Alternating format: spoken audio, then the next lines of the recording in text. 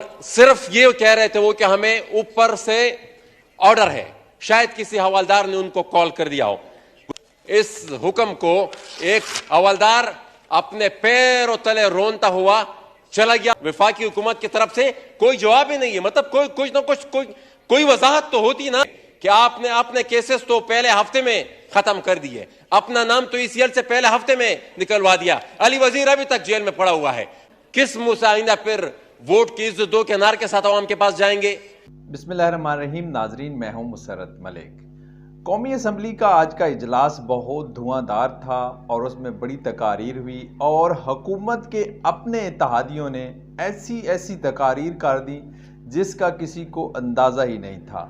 जिनमें सबसे ज़्यादा अहम है जनाब मोहसिन दावड़ साहब, जो MNA हैं और जो अदम एतमाद की तहरीक आई थी इमरान खान के ख़िलाफ़, उसमें उन्होंने मौजूदा हुकूमत को सपोर्ट किया था, वोट किया था। और उनका आज का जो खिताब है वो बहुत अहम है और सुनने वाला है, जिसमें उन्होंने कहा कि हमने तो आपको वोट किया था कि आप अवाम की आवाज़ बनेंगे, तो आप तो एक हवालदार का हुक्म भी नहीं टाल सकते। इस्लामाबाद एयरपोर्ट से मेरी फ्लाइट थी ताजिकिस्तान के लिए और वहां पर हेरात सिक्योरिटी डायलॉग उनकी इंतजामिया ने मुझे मदऊ किया, तो उसमें शिरकत के लिए मैं जा रहा था और इस्लामाबाद एयरपोर्ट पर मुझे रोक दिया गया बगैर किसी वजह बताए।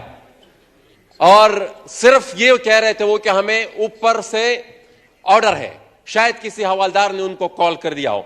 गुजारिश ये है कि ये एक ऑर्डर है 17 अक्टूबर 2022 को। 17 अक्टूबर को पाकिस्तान की वफाकी काबीना के हुक्म पर मेरा नाम ECL से निकाला गया था।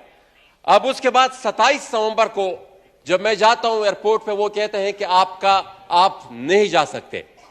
और उसके बाद मैं ना जा सका, वापस आए। उसके खिलाफ मैंने प्रिविलेज मोशन भी जमा किया और आपसे गुजारिश है कि उस मोशन को मैं तो समझ रहा था कि आज वो एजेंडे पर हो गया, एजेंडे पर नहीं, लेकिन वो सबमिट हो चुका है। उसको काइंडली आप प्रिविलेज कमेटी में भी भेज दें। लेकिन जनाब स्पीकर, गुजारिश यह है कि ये आदम एतमाद और ये जो नया रिजीम यहां पर आई, अब मैं यहां पर किसको सुनाऊं? अब मुझे पता है कि मुफ्ती साहब तो हुकूमत की बिहाफ पर मुझे जवाब दे नहीं पाएंगे, लेकिन यहां कौन है मुझे जवाब देने के लिए? मैं अगर यहां पर अपनी फरियाद करूं भी तो कौन बैठा यहां पर मुझे जवाब देने के लिए? ना वजीर दाखिला बैठे हुए हैं कि उनके बिहाफ पर, या ना मुस्लिम लीग उनका और कोई लीडरशिप यहां पर बैठी हुई है। जनाब स्पीकर, हमने इस एतमाद को इसलिए अदम एतमाद को सपोर्ट नहीं किया था कि हम किसी यहां पर मुराद के पीछे हमारी सियासत थी, यहां पर छोटे मोटे अख्तियारात के पीछे ये होता, ये तो इमरान खान इससे ज्यादा हमें दे रहा था, या यहां पर बैठने वालों के ऊपर कोई सुरखाब के पर लगे हुए हैं।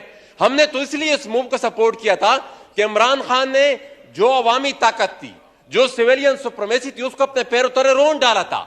जो अवामी इख्तियार था वो उसने सरेंडर किया था, और उसी की वजह से जो अदम एतमाद की मुंह आई, हमने उस चीज को सपोर्ट किया। इसलिए नहीं था किया कि ये हुकूमत जो आएगी ये उन्हीं की जो सारे करतूतात थे उसको रेप्लिकेट करेगी। उनसे भी चंद कदम आगे हैं। आई एग्री विद मक्सी साहब।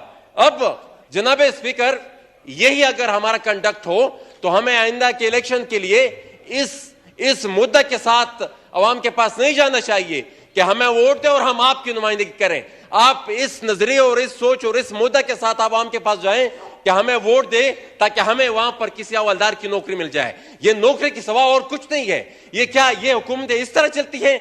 जनाब स्पीकर, ये इस मुल्क में जमहूरियत के लिए यहां के पॉलिटिकल वर्कर्स और लीडरशिप ने काफी कुर्बानियां दी हैं।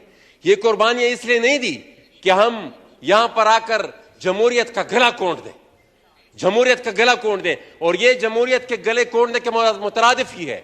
ये हम किस मुंह से आइंदा फिर वोट की इज्जत दो के नारे के साथ अवाम के पास जाएंगे?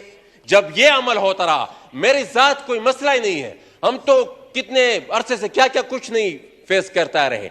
लेकिन ये बात है कि जब फिर हम दावा करें तो फिर दावा भी ना करें।